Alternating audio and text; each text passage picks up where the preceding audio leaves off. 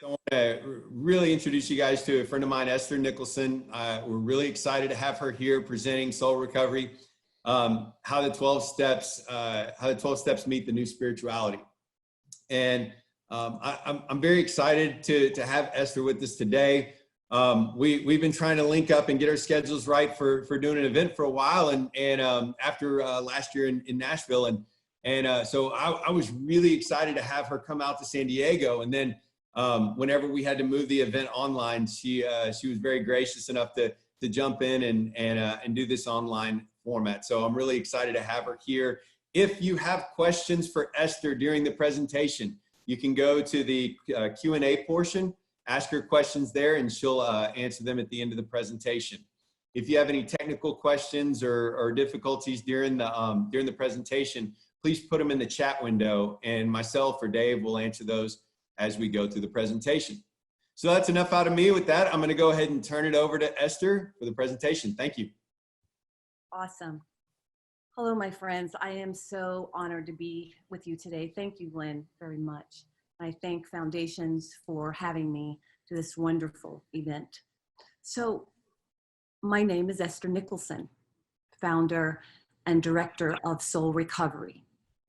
Welcome to the 12 Steps Meet the New Spirituality. I want to share with you today how my journey as a woman with 34 years of recovery and as a soul recovery coach has inspired and compelled me to find the most practical, effective, and groundbreaking healing modalities to support life-altering and sustainable recovery for myself and for my clients. So have a pencil and paper ready, because I'm going to be asking some thought-provoking questions. And I also invite you to share your insight and questions in the Q&A and in the chat room. So to begin this talk, I want to share with you a little about my story of recovery and how my work, Soul Recovery, came to be. My first addiction was to fear. I was addicted to feelings of anxiety, shame, struggle, suffering, and trauma long before I took a hit off of a joint, started drinking alcohol, or smoked crack cocaine. As a child, and even into long-term recovery, I found myself in a constant state of anxiety and shackled to a belief system of not being good enough, shame, a sense of not belonging, and unworthy of anything that was good and positive.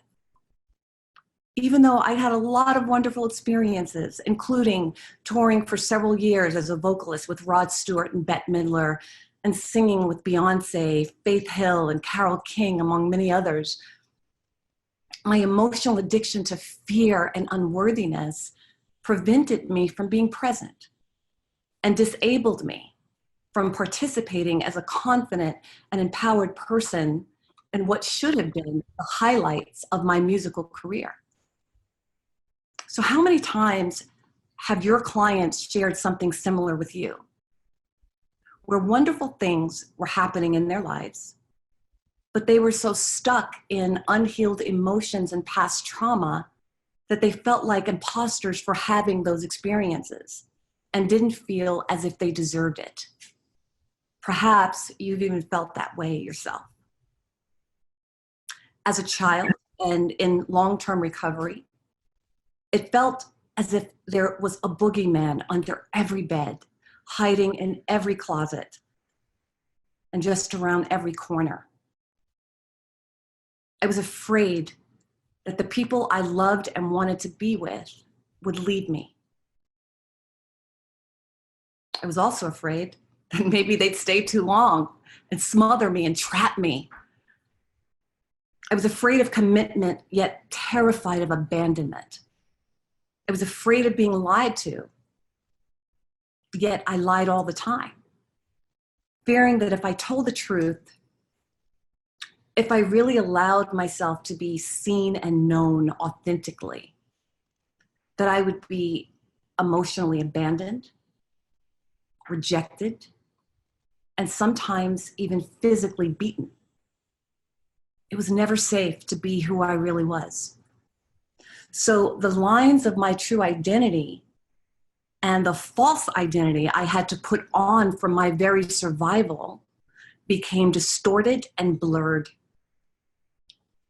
I was lost in a sea of mental garbage, and it was so painful that I needed something, anything, and anyone, mainly men and the approval of others, and we can all relate to that, right?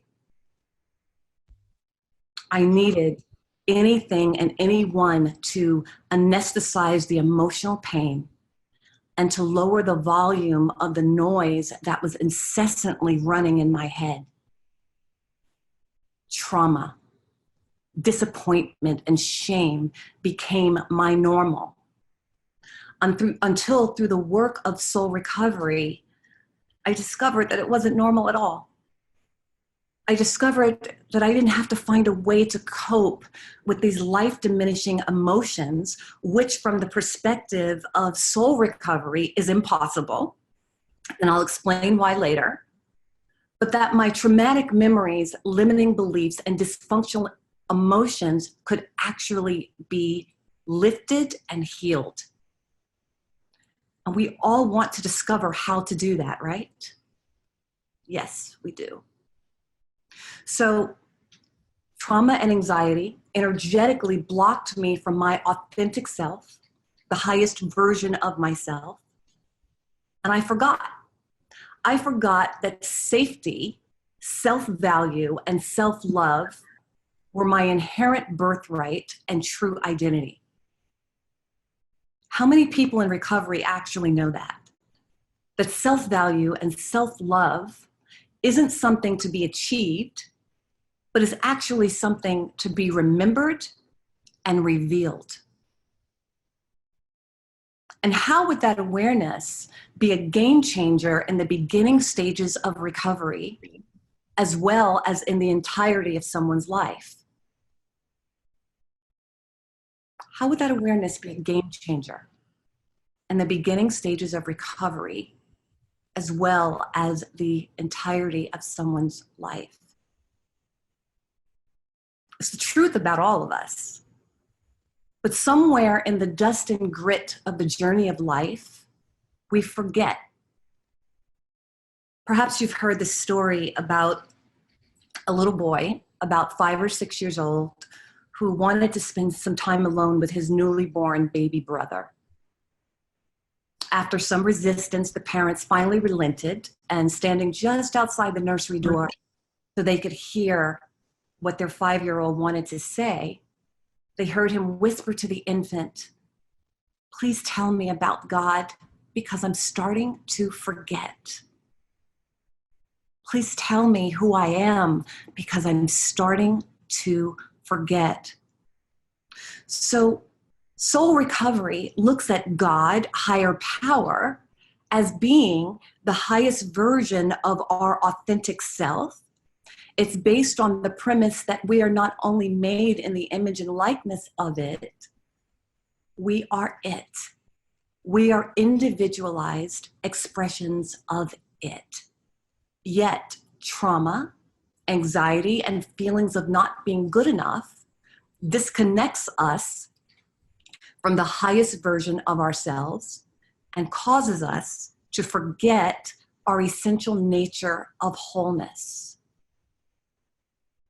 Our clients and the people we serve in recovery have forgotten who they are. Wouldn't you agree? They have forgotten their dreams. They've forgotten their value, their exuberance and joy. It has been emotionally and sometimes physically beaten out of them. But here's what I know. That part of us, that essential nature of us, it can be blocked, it can be distorted, but it can never be destroyed. So we need to help them remember who they are, to support them in realigning with their wholeness. Yes. Yes. I remember when I caught a glimpse of my authentic self, and what a moment that was. It was on November 1st, 1986, 34 years ago. My last day of getting high found me sitting in the back of a taxi with no shoes on, demanding to be dropped off at the drug dealer's house. Instead of doing as I had demanded, the driver turned to face me in the back seat, looking deeply into my eyes, and he said, "Young lady, please don't kill yourself today." It was as if I were put into a trance as I stared deeply back into his eyes.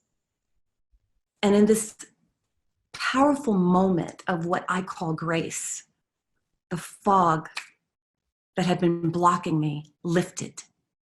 And I caught a glimpse of my soul, the part of me that was free, empowered, confident, worthy, good enough, and safe.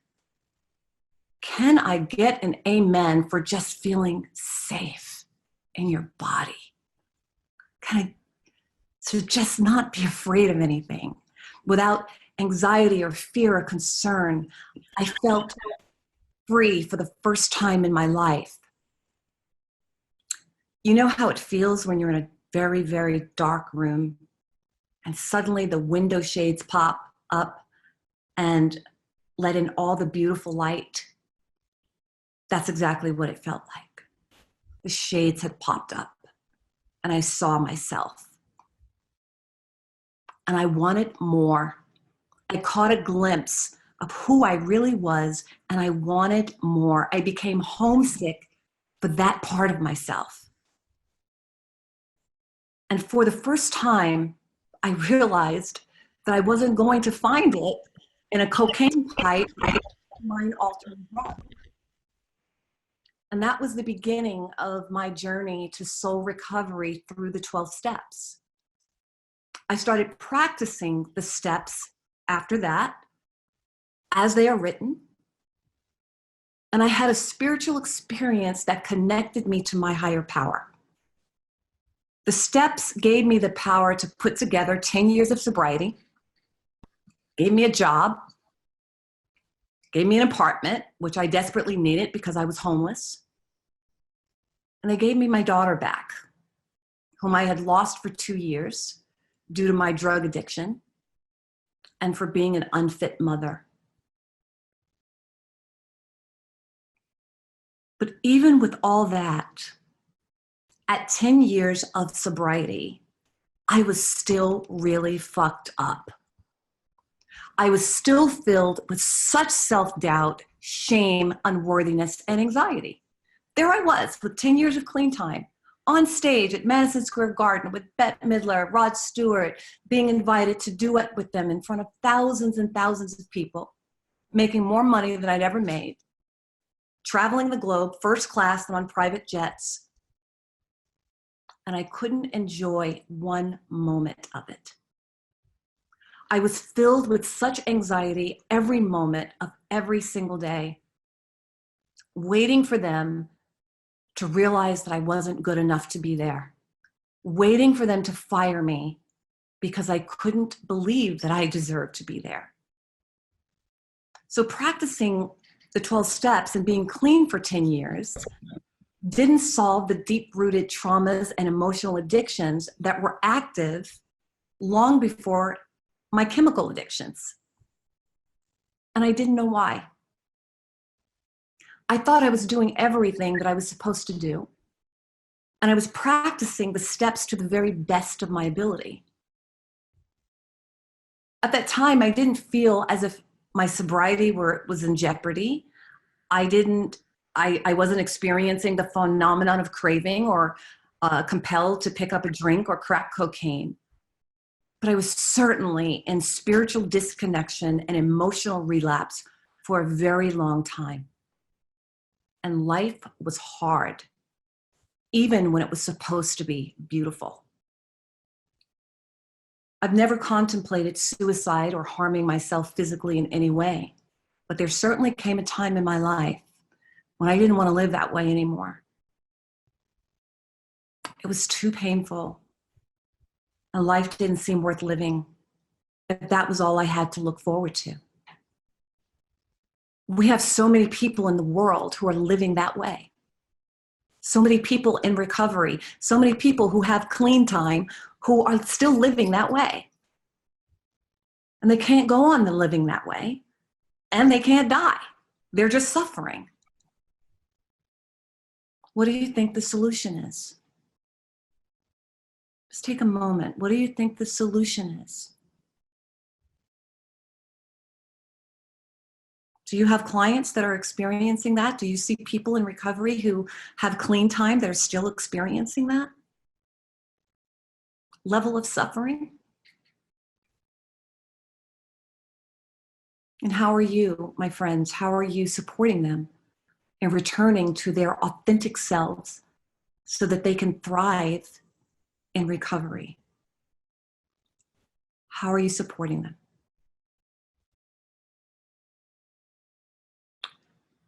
I found that the 12 steps gave me the strength to go deeper, and in fact required me to go deeper.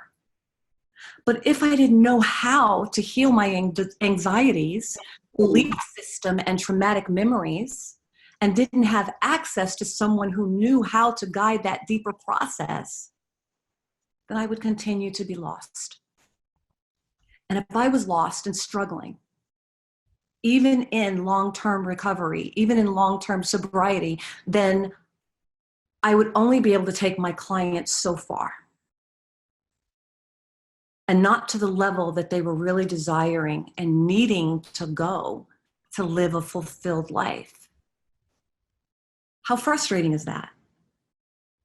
To know that there's something more that our clients need to really thrive in recovery, but feel at a loss as to how to give it to them.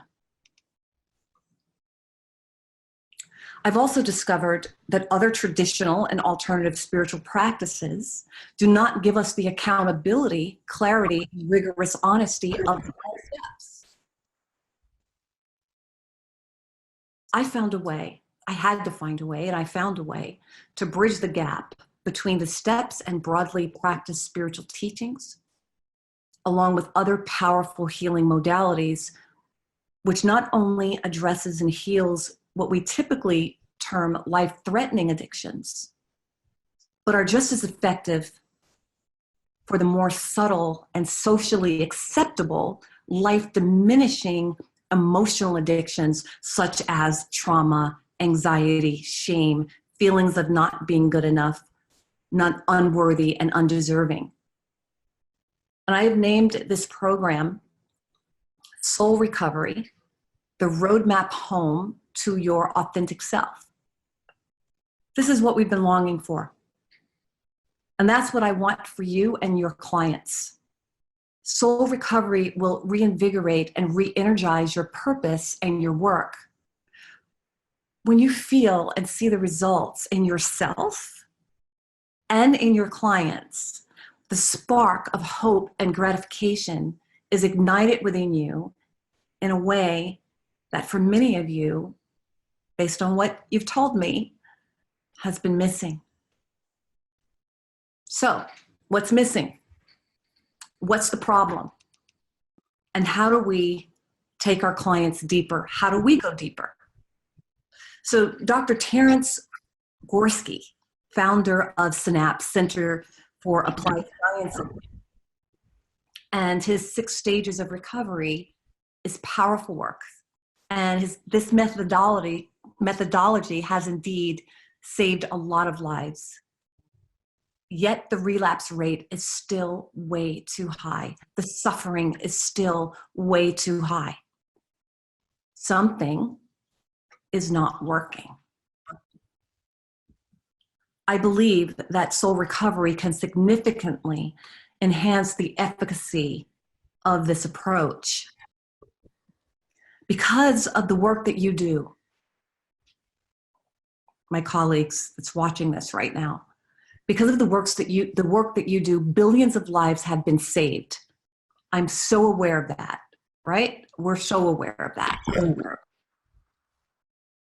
But let's face it, billions of lives have also been lost. Sometimes because a client is just not ready for recovery no matter what we do. So there's that. But I also believe that the relapse rate is so high because we need to apply deeper and more effective modalities to address traumatic experiences, memories, distorted belief systems, and destructive patterns in a way that we didn't have access to before. So you've been asking for something new and effective because staying the same and using the same approach is costing way too much. So I want you to just contemplate these questions for a moment. What is staying the same in your personal and professional practice costing you emotionally and physically? Just take a moment and from a place of just awareness, become aware of that. What is it costing me emotionally and physically to stay the same in my personal and professional practice?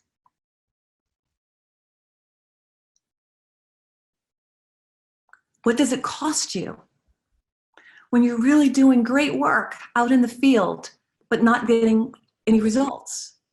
Or you feel like you just keep hitting the same wall? How does it make you feel? I've heard from many of you that it makes you feel discouraged, anxious, even resentful. Yes, we therapists get resentful too. Wouldn't you agree? You experience low energy, loss of enthusiasm. You find yourself becoming ineffective, suffering from compassion fatigue. And how about secondary trauma? Because let's face it, let's be honest, our clients trigger our own stuff. We find ourselves sitting right across from us. And we never know what is hiding and residing in ourselves until we become aware of it and address it. And then on top of all that, life happens. We all know that our clients experience overwhelming stress and anxiety when they are trying to recover from addiction, in addition to living life on life's terms. But that stress has now intensified drastically because of the pandemic and everything that goes along with that. How are we going to help them? How are we going to help them? Radical times call for new and radical measures to enhance the brilliant work that you're already doing in the field. Because if we stay the same, we burn out. And if that's where you find yourself, you show up for your clients already checked out, and your heart isn't in it anymore. I know, I've been there. And then you start to doubt your mission and your career choice, which then creates even more anxiety. Would you agree with that? Before I created Soul Recovery, that's certainly the way I was feeling in my personal life and as a recovery therapist. I needed something. I needed something to light my fire. I needed to be inspired. In order to inspire our clients, we must be inspired because energy is everything.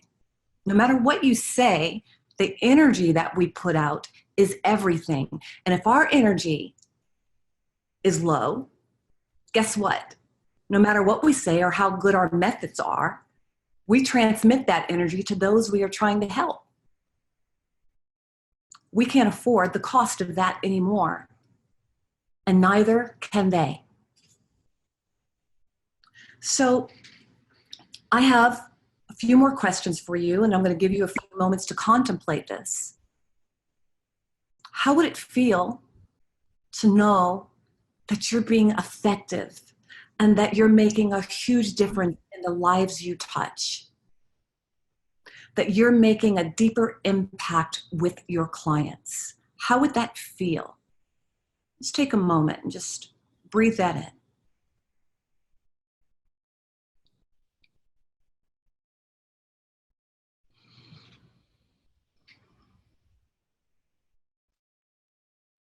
What would it feel like to feel alive again in your personal and professional life? To be reignited, inspired, and reinvigorated?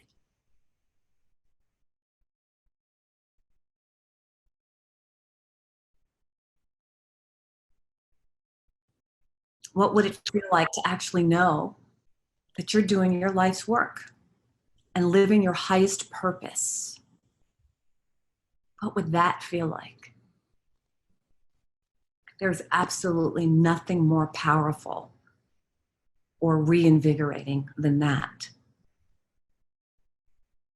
How would your work change if you knew that how you served is absolutely life-changing? It would change everything. So right now we're going to take a 5-minute break, maybe a 3-minute break. I don't know. We'll talk to Glenn about that, see how long we need. We're going to take a break. And when I come back, I'm going to show you exactly how. So let's take a 5-minute break, drink some water, take a body break, contemplate the questions I just posed. Please put your comments in the chat room. If you have any questions, put them in the Q&A. And I will address all of that toward the end of the class. But for right now, let's just take a little bit of a break. So 3 to 5 minutes. Thank you. I'll be back.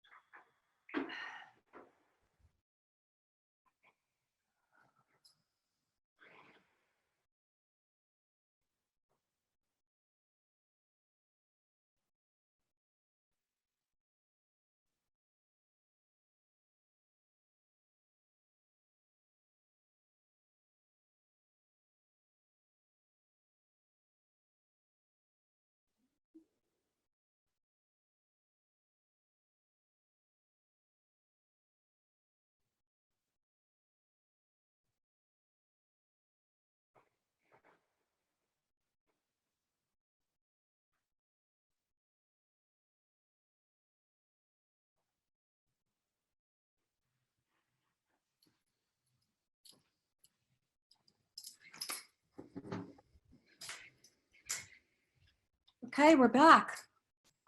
Glenn, let me know when I can start again. You're welcome to start now. Awesome. Awesome. Great. So, hello, everybody. Before the break, I posed some questions as to how it would feel to know that you're making a difference. How wonderful it would be to feel alive and reinvigorated in your personal and professional life.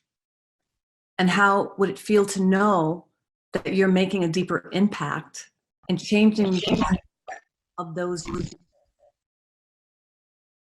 Well, I promised to give you the answer to that when I came back. So here it is. I believe that adding soul recovery to the brilliant work that you're already doing is going to make a drastic difference in your personal and professional life. And here's how.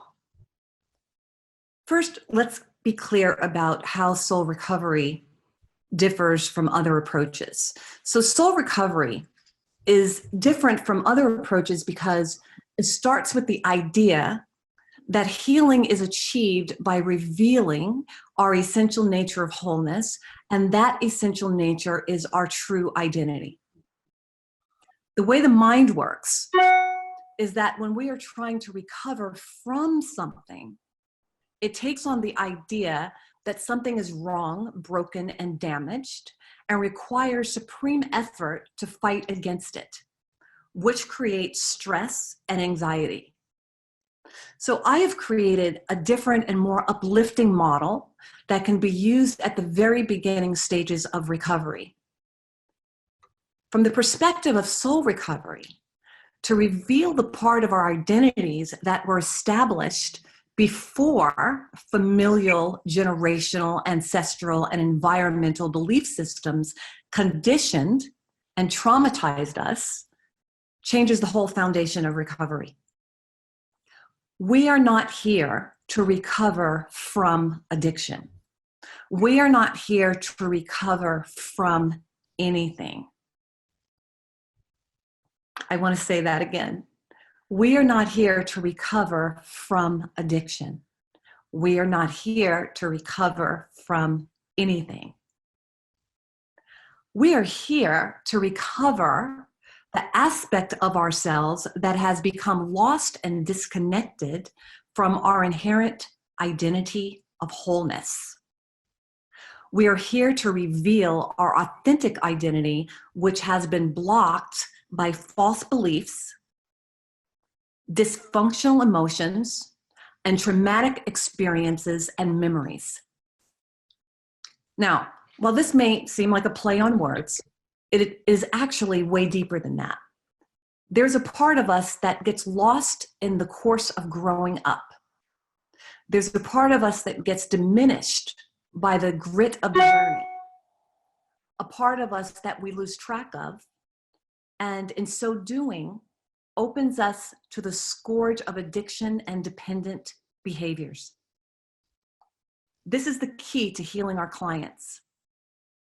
It is a function of identity. As we heal that identity, we free ourselves to heal our addictions, not the other way around, right? So I want you to just feel the energy. Feel the difference in the energy of recovering from something, trying to overcome something, trying to fix something, trying to figure it out. Just feel the energy of that. It's like just so weighty. That in and of itself causes anxiety and overwhelm. Yes? Versus the idea of revealing something. Remembering something that I've forgotten, uncovering and rediscovering the magnificence about myself that I've forgotten. Feel the hope in that and the weight of trying to recover from something. Remember what I said, energy is everything. So for instance, if look at the difference in the energy of saying, oh God, I have so much debt. and it's weighing me down, and I never know how, I have no idea how I'm going to get through this. Feel the energetic weight of that. Feel the anxiety, the uncertainty, and the overwhelm that statement causes. And now, versus the statement of, I have some financial commitments, and I know that they are being paid with ease and love. I'm not going to worry about it. Everything's all right. Everything's going to be all right. Energy is everything. That energy of, I have financial commitments and they're going to be paid with ease and grace. I don't have to know how. I don't have to figure it out. And everything's going to be okay. Feel the hope and the relief in that versus the weight of, I have debt and I have no idea how I'm going to get out of this crap. It's the same thing with, okay, I'm an addict and I have to recover from this addiction. I have so much wrong with me and I have to fix it and I have to figure it out. Feel the weight of that. Feel what's happening energetically versus, oh man, I'm in the process of remembering who I am.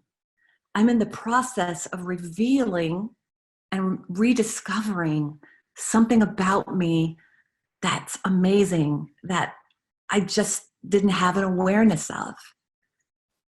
That heals addiction. Okay, so that's what soul recovery is based on. So one of Michelangelo's famous quotes about revealing was, he said in a statement, every block of stone has a statue inside it, and it is the task of the sculptor to discover it. He said, and I quote, I saw the angel in the marble, and I carved until I set him free. That's what soul recovery does. It carves out the crap, the illusions, the distortions, the memories of trauma that is not a part of who you really are, so that the angel, the authentic self, can be revealed and set free. We release the false identity, which no longer serves us, and we reveal the highest version of ourselves, the authentic self. That's what we do in soul recovery by incorporating the following tools. Bridging the gap between the 12 steps and broadly accepted spiritual teachings. And I'll go deeper into that. EFT, emotional freedom technique. Healing inner child and memories of trauma. Affirmative prayer. The healing code of forgiveness. Self-compassion, radical acceptance. Mindfulness, stillness, meditation, and co-creation by a positive use of the imagination and positive thinking. These are the pattern disruptors used in soul recovery, and I want to go over them very briefly again. Bridging the gap between the 12 steps and broadly accepted spiritual teachings. EFT, which is emotional freedom technique. Healing inner child and memories of trauma. Affirmative prayer. The healing code of forgiveness. Self-compassion and radical self-acceptance. Mindfulness, meditation and stillness. Co-creation with the highest version of ourselves by a positive use of imagination and positive thinking. Again, these are the pattern disruptors used in soul recovery. These tools are imperative in the achievement of recovery because we are consciousness.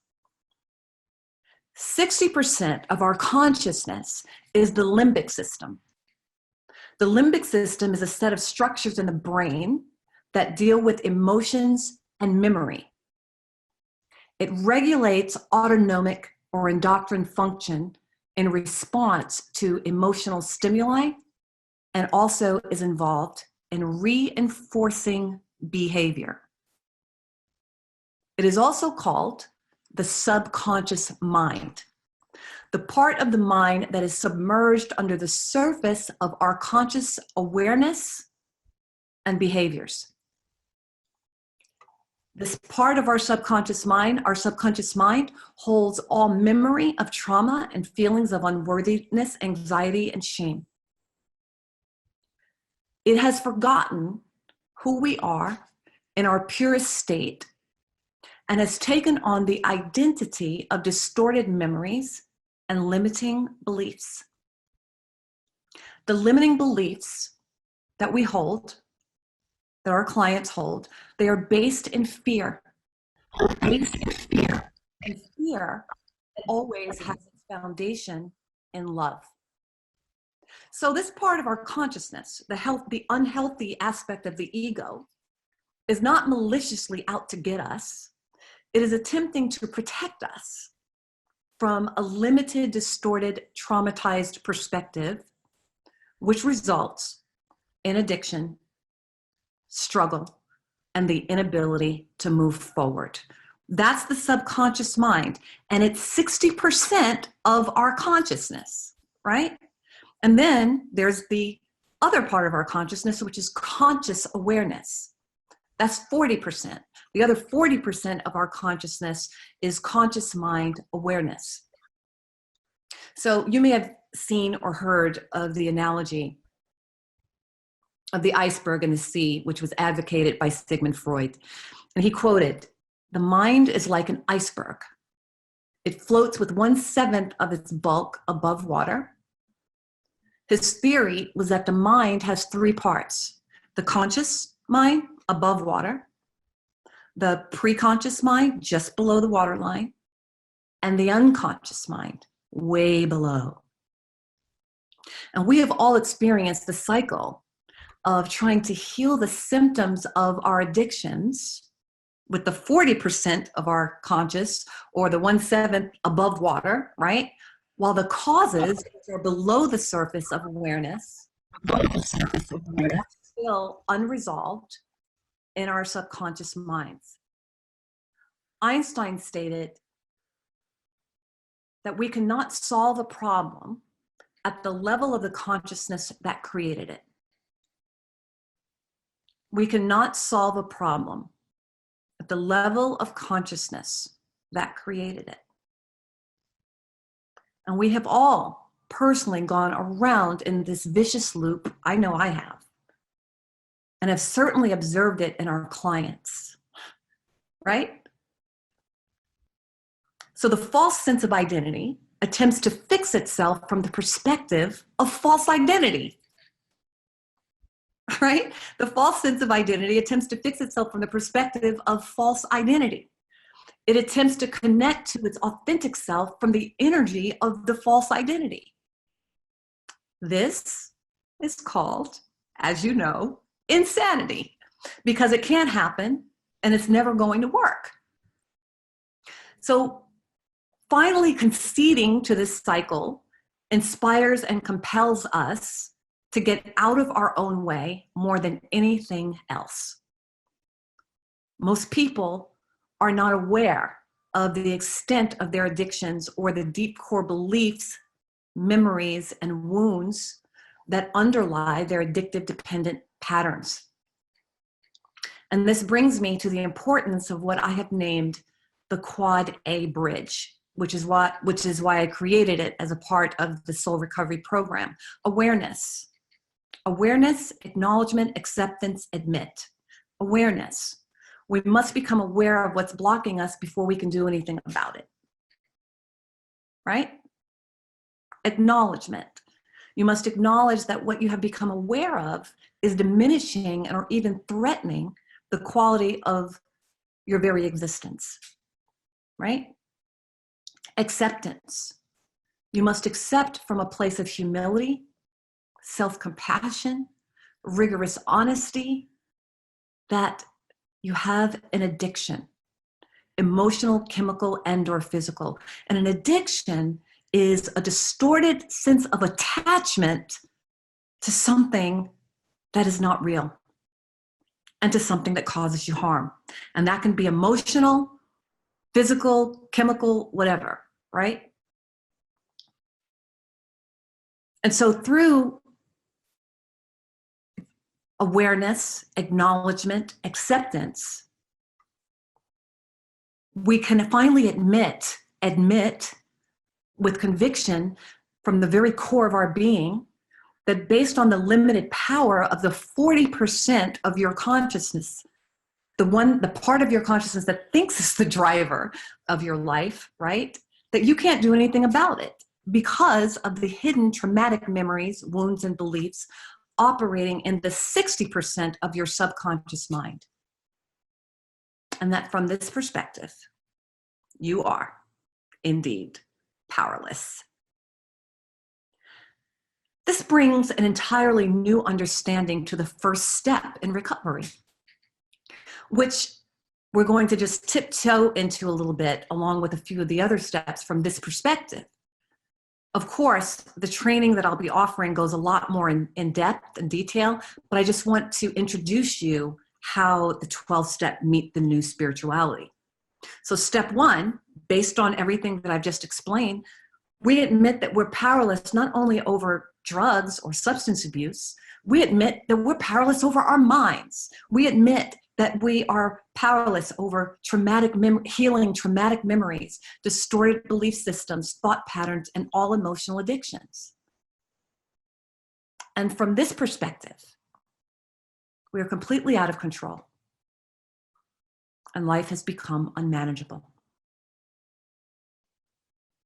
Now, from the perspective of the Quad A bridge and a deeper understanding of why we are powerless, relieves us from the pressure and responsibility of trying to heal ourselves and recover from addictions based on the 40% of the conscious mind that is attempting to override the program that is active in 60% of the subconscious mind, which is stuck in trauma, false beliefs, tragic imagery, and fear. So instead of our clients thinking that they are just sick, damaged, broken, because they just can't seem to get it, presenting the first step to them in this way immediately creates a shift and a new understanding of why they are stuck. And then blame and shame can be released because now they understand the workings of their mind and what's going on that they had absolutely no awareness of. This creates a wonderful shift. I know it did for me. We don't have to wait for midterm or long-term recovery to introduce this to our clients. We can do this even in the first stages of detox. We can do this even in the first stages of detox. What a game changer it would have been in my early days of recovery had I been taught that my biggest mistakes, that my most heinous behaviors were forgivable. Not that I'm not going to take responsibility or be accountable for that. In fact, soul recovery is about compassionate accountability, right? But now there's an understanding of what's going on in my mind, right? What a relief it would have been in the beginning of my recovery to become aware as soon as possible that I wasn't bad or damaged or broken, that there was nothing that needed to be fixed about me, but that I was instead stuck in the 60% of my subconscious mind that had been traumatized and conditioned to believe that I wasn't lovable, acceptable, wanted, or good enough. And that I was not only suffering from my distorted sense of identity, but those of my parents, my siblings, even my ancestors. How much more graceful would it have been had I been aware that I was born into a devastatingly dysfunctional family, but that I was created out of wholeness and greatness. And that there was a way to not only recover from my addictions, but a way to recover and rediscover the truth that I always sensed about myself. but couldn't allow myself to believe was actually true. How powerful to become aware that your beliefs and your traumatic memories dictate your experiences, and that no one has control over your mind, and that you can begin to choose something higher, something different, something that is going to set you free. But you have to know how to do this, or to have the coach or the therapist in your life that can show you how. So that's a little bit of the understanding of step one. Step two, from this perspective, came to believe that a power greater than ourselves could restore us to sanity. Well, came to believe doesn't require that you believe anything yet. Came to believe implies that there's a journey, that there's a process involved in coming to believe. And a power greater than ourselves is not a power that is better than you. It's not a power that is better than me. It is the highest version of you. It is the highest version of me. It is within me. It is the reality of me. It is the reality of you. It is the reality of your client. What a difference would that make to our clients to know that?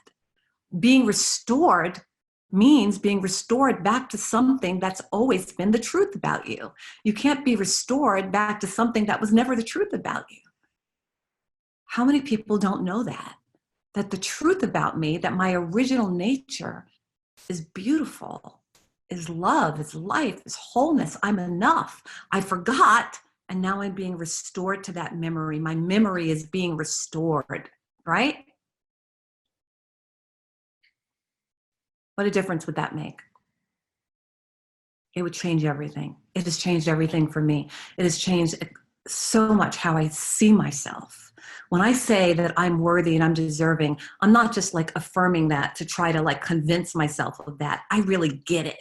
And when I teach my clients and when they go through this process, they start to get it. They start to see their authentic self. They start to see the truth about themselves. So they're not just like trying to puff themselves up. They're like, they get it because they remember it, right? But in order to be restored, there's a required action that must happen. What is that? That's in step 3. We must make a decision. We must make a decision to turn our will, traumatic memories, erroneous beliefs, diminishing emotions, and all symptoms of addictions, feelings of resentment, shame and pain, and our lives, our false sense of identity, over to the care of God as we understand it. And here's where most of us get stuck, and here's where our clients get stuck. It's impossible to the subconscious mind to relinquish control to an unknown source that it has been conditioned to believe is not a place of safety. It is impossible to the subconscious mind to feel safe with something that it believes is the cause of its feelings of abandonment, rejection, betrayal, shame, and trauma. It's like getting married to someone, and when it's time to say, I do, I commit my entire life to you, you're mouthing the words with the 40% of your consciousness, but that 60% of your consciousness that has been abandoned, that feels abandoned, betrayed, and wounded, goes screaming down the aisle saying, hell no, right? So you're saying yes when you mean no. When you're attempting to surrender to a higher power that you have a belief that has traumatized you. So surrender or releasing control is only possible when we feel loved, cherished, and safe and confident in that which we are releasing control to. Until that is accomplished, it is impossible to commit to the highest version of yourself. It is impossible to surrender. We call this AST, authentic self-therapy, which takes at least a month or 2 of healing traumatic experiences and beliefs about God before a client, or higher power, before a client can actually achieve this. So, my friends, this is a glimpse. This is just a glimpse of the work I do. But I purposely chose these 3 foundational steps of soul recovery because I believe that they are the most important components to connecting people to their authentic self. Our healing code of forgiveness process and the other modalities of soul recovery will be introduced and discussed as we continue our relationship together. And I want to share with you how to do that. So if you're interested in staying connected to me and becoming a part of the Soul Recovery Tribe, please sign up on my email list at estermail.com. In appreciation of you becoming a part of that team, you'll receive some free gifts, including this PowerPoint presentation. You're going to receive 21-day, 2-minute meditation downloads, which are absolutely beautiful, a beautiful and mindful way to start your day. They include healing meditations on shame, depression, anxiety, unworthiness, self-forgiveness, and all kinds of addictions. And I've had amazing feedback from thousands of people. I've even received emails from parents who play these meditations for their children before dropping them off at school and watching their anxiety, watching them calm down and center down before they start their day. It is not a requirement, but for those of you who, when you sign up for the email list, if you would like to include your mobile numbers on the email sign up, I'm going to randomly select 5 of you to offer free 1-hour private sessions. So just sign up for estermail.com. Now, for those of you who are excited about this work and who would like to add soul recovery to your already brilliant practice and the magnificent way that you're healing other people and supporting the healing and recovery of others, I'm offering a 6-week soul recovery return to the authentic self masterclass starting on Tuesday, May 5th through Tuesday, June 9th, every Tuesday evening for 6 weeks. And I got to tell you, everywhere I travel, where I present, Austin, Chicago, Seattle, Nashville, California, just to name a few, the question I most often get is, are there any soul recovery meetings and soul recovery coaches here? They want to find coaches who can take them through this work because I can't take them all. There's a need for soul recovery coaches in the world, and the masterclass is a powerful introduction to that opportunity as well.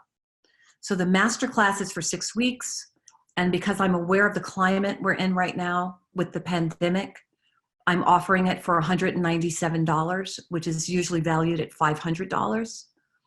So if you're interested in the masterclass, the 6-week masterclass, please go to estertalk.com. The email list is estermail.com. The 6-week masterclass is estertalk.com. And in this class, you'll receive a workbook, introductory teachings of soul recovery exercises to immediately start incorporating in your personal life and for your clients, a free copy of my book, Soul Recovery, 12 Keys to Healing Dependence, which is also now on Amazon, and video recordings of each class. So by being a part of the masterclass, you're going to feel relief, hope, clarity, excitement. You're going to get re-inspired, ignited, rejuvenated, relieved, hopeful. So sign up again for estertalk.com for this class. It's $197. And of course, for the email list where you will receive the free gifts, it's estermail.com. The soul recovery practice is not about maintaining a brief experience of the authentic self. Our aim is to sustain the connection with the authentic self to the degree that the false sense of self it doesn't have a voice anymore, but it is no longer in existence in the subconscious and conscious mind. What a difference does that make? It changes everything. It is possible. It is being done. It can be done. And we can do this. So you're going to get, by incorporating these processes, less recidivism, more effectiveness, less burnout, more clients progressing. And what your clients are going to get, they're going to get an awareness of the authentic self, a deeper connection to the authentic self, the elimination of underlying causes, and connection to their purpose and faster, more effective, deeper results. So I'm getting ready to shut this down right now and come to your questions. But I just want to say I've had the honor of being featured on Nick Ortner's The Tapping Solution, tapping on the addiction behind the addiction as their expert on that. And the Tapping Solution has well over 200,000 people in their tribe. And the feedback to soul recovery was overwhelming. I've been featured on Oprah Winfrey's Super Soul Sunday with this method. And it was evident how badly the world is asking for this kind of healing. I want you to have it. I want to get this work out. So if this speaks to you, if what I presented today is making you go, yes, this would enhance the work I'm already doing, then here's the link to sign up and register for the class right now, esthertalk.com. So it has been my honor and my pleasure to be with you and to introduce this work. As you can tell, I'm so passionate about it. Why am I passionate about it? Because it works. It really works. For a woman like me who couldn't sleep with the lights out until I was 26 years old because I was so filled with fear, I'm telling you that it works. And I'm offering it to you. So please, peace and blessings. And now I think we're ready for questions. Absolutely. So Esther, if you don't mind, if you can go on your screen and there should be a box that says Q&A. If you click on that, yeah, you can answer those live. Tony. So this is a question from Tony. Hello, everyone. When your family are triggers of your addiction, how can you teach others to go deeper? And how did you keep on track? Tony, that's an excellent question. So what soul recovery is about is understanding that I have no control over the actions, the belief systems, and the triggers of others, because they're dealing with their own 60% consciousness of trauma, traumatic memories, and fear and anxiety, right? My only responsibility is what's going on in my mind. My only responsibility is my healing. But here's how the law, the immutable law of life works. When I heal, when I'm focused on my healing, people that are of that healing, of that thinking, they are connected to me, they are drawn to me, and those who are not, they cease becoming a problem, becoming a problem for me, because energy is everything. So if my energy is here and someone else's energy is here, it just can't touch me. Energy is everything. So I don't have to fight that person. I'm just not in that energetic field any longer. Doesn't mean I don't love them. Doesn't mean I don't care about them. It means we don't hang out, right? Because my focus is on my revealing, my recovery, my rediscovery of my authentic self. What someone else does with that is not my business. Okay? All right, cool. That was Tony Buemfeller. Kristen Fuller. When you have a client who has never reached fulfillment or okay, this is moving too fast. When you have a client who has never reached fulfillment or satisfaction with living in any way for a first time, what is your best way to show them, help them feel what they are missing? Set the vision or goal in a way that they can feel. For example, breathing exercises help establish a moment of peace when someone is unaware of their own level of turmoil. Absolutely. When someone is experiencing turmoil and anxiety, for you to have the tools, Kristen, to bring their energy level from overwhelm and anxiety to a centered place, now reality, like the sunlight through the cracked door, can start to peep through, and they're feeling something different than they've ever felt before. Now they're open to the deeper work. So we always want to approach people where they are. We don't want to present to them what they don't have the capacity to receive. But we also want to always challenge them to come up higher. So I believe in speaking in a language that someone understands, but as their coach and as their teacher, I have to show them a higher possibility. And for me, and with my clients, when they just catch a glimpse of that higher possibility, they're like, oh my God, that's what I want. I want the real me. So if the first step, first you have to bring someone, you have to have the tools to bring someone from such noise and scatteredness to a place of peace and relief, where they can breathe and where they can hear. Okay? Great. Thank you, Kristen. Gina, will a list of pattern disruptors be available to us? Yes, Gina, if you sign up for the email list at esthermail.com, that's going to be a gift to you, the PowerPoint. Okay, so you will have access to that. So just go to esthermail.com and you will receive that. Robert, can you talk a little about the settings in which soul recovery can be used and whether this method addresses co-occurring disorder? Soul recovery can be used in every situation, in every experience in life. It can be used everywhere, because a lot of my clients do not just come from treatment centers or people that are recovering from substances. You know where a lot of my clients come from? Churches, where they don't understand, where they have not been aware of that their life, their emotional addictions to shame, unworthiness, not enoughness, suffering, struggle, all of that is also an addiction. And so I'm introducing that to them. So this is happening in corporate America. This is happening all over the globe. This is happening in our churches. You have the opportunity to use soul recovery in any and every situation. And it works. It works. Okay. Mary, thank you, Robert. Mary, how does this work with covert narcissism or a narcissistic personality disorder?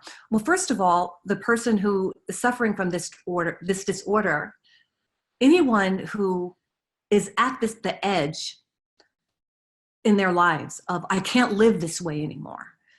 Anyone who's willing to do this kind of work has to be, that's why we introduce the Quad A bridge. We want to help them become aware of what they are not yet aware of.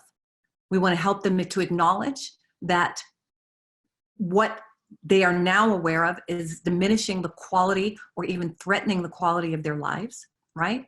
And we want to help them to accept that from that place, they're never going to heal, and to admit personal powerlessness from that 60-40 method that I showed you, that I've discussed with you, right?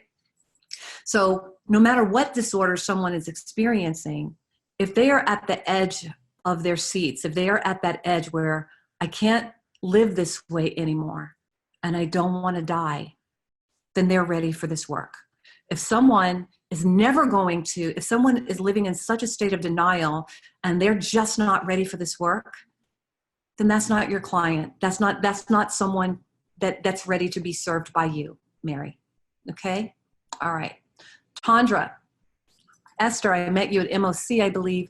Great presentation. Is there a certification that comes with your masterclass?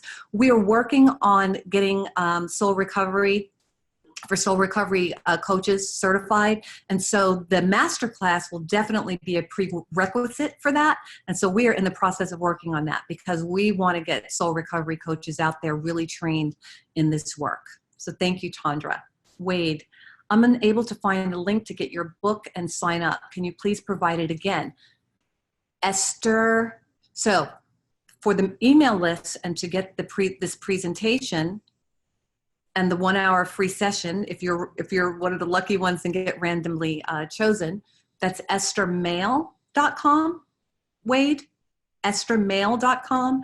If you want to sign up for the 6-week class, that's esthertalk.com. So everyone, again, for the email list, to get the free gifts and to become a part of the Soul Recovery Tribe, which I would be so honored for you to become a part of the tribe, is esthermail.com. And to sign up for the 6-week class, that's esthertalk.com. All right. Deborah Reed, is it essential for me to deal with my healing to be most effective with my clients? Is it sufficient to be an unhealed technician? Deborah, no. No, it's not sufficient to be an unhealed technician. It is essential for you to heal, to be effective with your clients. Remember what I said, energy is everything.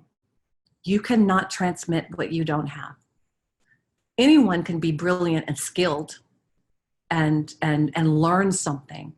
But unless you are, what mostly affects my clients is that they know that they're sitting in front of someone who's been exactly where they are, who knows exactly what they're saying. So I'm not only coming from my skills, and the teachings of soul recovery, I'm coming from my heart. And I'm sitting there as an example of what's possible for them. Energy is everything. Get to work, Deborah. See you in the 6-week class. Tony, thank you for confirming energy's purpose. Thank you, Tony. Sabrina, how can I get in your class if I do not have 197? Sabrina, you can give me you can email me on my email list, and my email, Esther, E-S-T-E-R, at esthernicholson.com. I think I'm giving out too many email addresses, and I don't want to confuse anyone. Email me, and we'll see how we can work that out, okay? All right. Patricia, I have clients who do not believe in an inherent self-worth in a person. How could you recommend approaching this? Of course they don't believe that, Patricia. Of course they don't believe that. It's our job as their therapists to reveal that to them, to have the tools to not only tell this to them, but to have the tools so that right in that session, they catch a glimpse of it. Nothing is more convincing than an experience. So when you can give someone an experience of the truth of who they are, there's no more denying that. And then they start jonesing for that. I tell people, I started jonesing, craving my real self more than I started craving drugs. So that's the answer to that. Did you ever work along with your peers' clients at the same time? Did that work out well? Absolutely. Absolutely. Because I'm learning from my peers, and my peers, they're learning a new way of doing therapy for me. So we're learning from each other. But in this case, I'm teaching soul recovery to my peers. Yes, and it does work out well. You know, when I'm learning from a peer, I have to really make sure that my ego is checked at the door, because in that class, I'm the student. And when I can come into that situation knowing that there's something else for me to learn, that I don't know everything, then that allows me to be open to information that if I'm stuck in, well, I already know that, I know how to do that, then I don't have access to that information. But when I come in from a place of humility and it's like, wow, I really want to learn from this person, it works out very well. Okay? Sabrina, I know you used the first 3 steps of the 12 steps. To use the other steps, and if you'd like to talk a little bit about it, absolutely. And I use the whole 12-step system, bridging the gap between those 12 steps and broadly accepted spiritual principles, the healing modalities that I talked about in my PowerPoint. And of course, if you sign up for the course, you're going to get all of that. So absolutely, that's what the 12 steps are, all 12 of them. Yes, I just didn't have time to do all of that today. Mary, please clarify step 2, a power greater than ourselves. Are you saying your authentic self and your energy is your God? Yes, that's what I'm saying. And I'm not trying to get into a religious dispute or debate here, because for me, God is not, for me and the people that I teach and who resonate with this teaching, God is the energy. God is the authentic self. God is the highest version of ourselves. But just to put a little bit of religion into it, it says you are made in my image and likeness. And so if we can take God out of the churches, out of the treatment centers, out of the marriage, out of the person, and put it within our very own beingness. Bill Wilson says, in every man, woman, and child is a fundamental idea of God. right? And I would go a step further. Not only is the fundamental idea God, but is God itself. So yes, that is what I'm saying, Mary. And when we get that, oh my God, it changes everything.